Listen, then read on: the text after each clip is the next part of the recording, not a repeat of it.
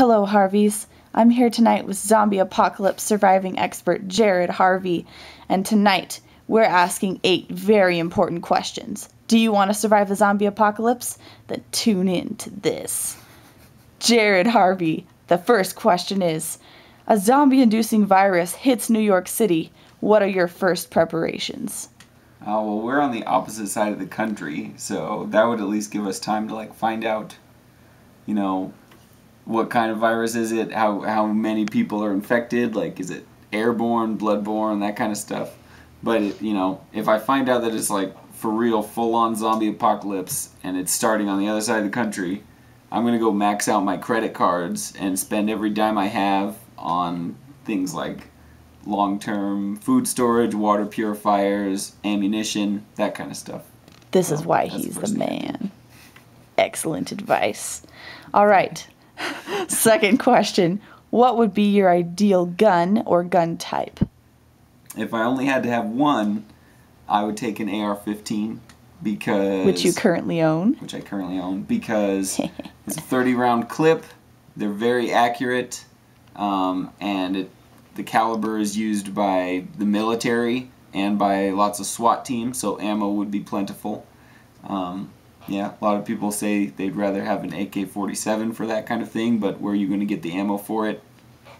And plus, it's not near as accurate. But anyway, yeah, so that's it, AR-15. A hero among us is born. Third question. What kind of terrain would you seek?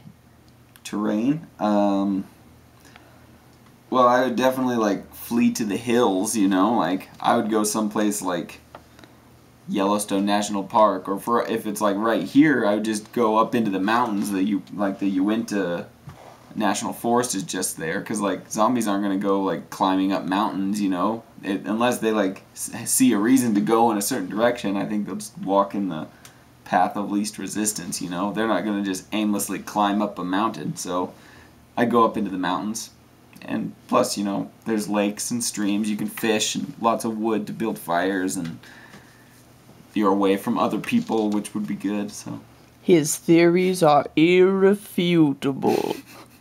Fourth question. What would be your ideal mode of transportation, assuming that all animals are unaffected? If they're unaffected, then yeah, I definitely want a horse, because gas goes bad after 90 days. So if this thing lasts more than 3 months, you're screwed if you're relying on it, a truck or a car or something, So horses just make sure they have food and water, and you're good to go. Plus, they can go places cars can't. Oh, interesting. Perfect. All right. Question 5. What would your ideal shelter be? Shelter. Well...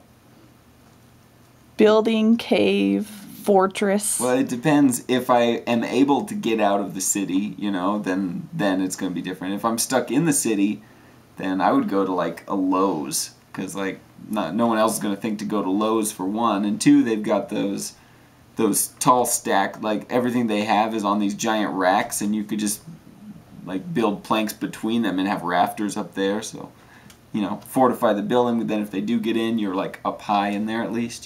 There's tons of wood and construction supplies, so you can fortify.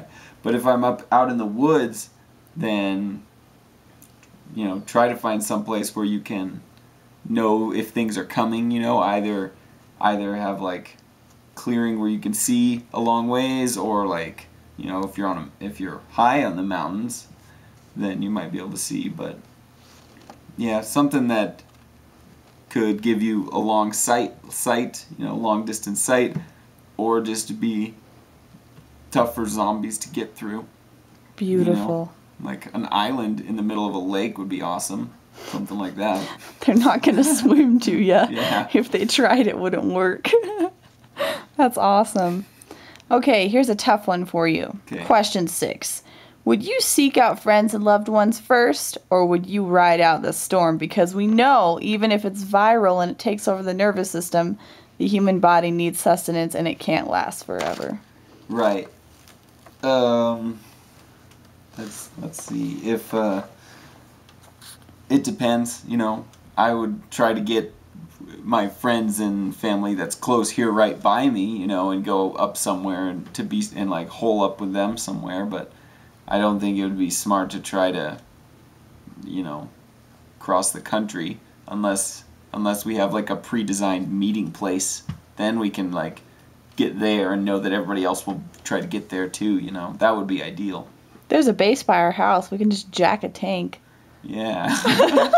That'd be cool. Unless the army kills you in the meantime. Yeah, that too. Random question, would you stay with the army or would you split up on your own? I'd rather be off on my own, probably. Okay. Than with lots of other people. Good to know.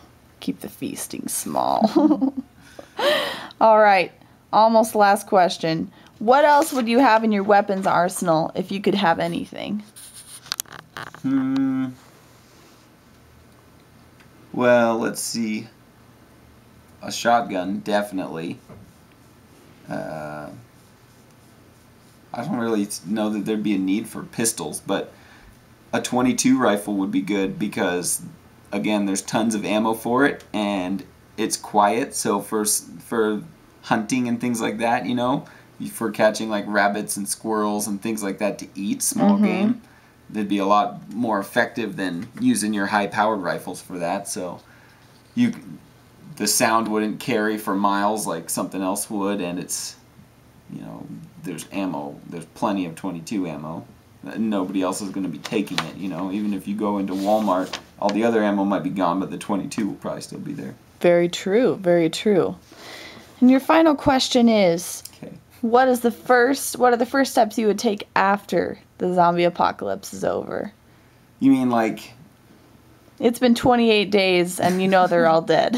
Okay, like winter has come and killed off all the zombies? Yes. I would try to establish some kind of a fort, you know, go try and like basically build a community so that we can be sure and survive the next year. Like some kind of walled community, I don't know, something like that. Just and then have patrols run out to gather other people to bring them in, you know.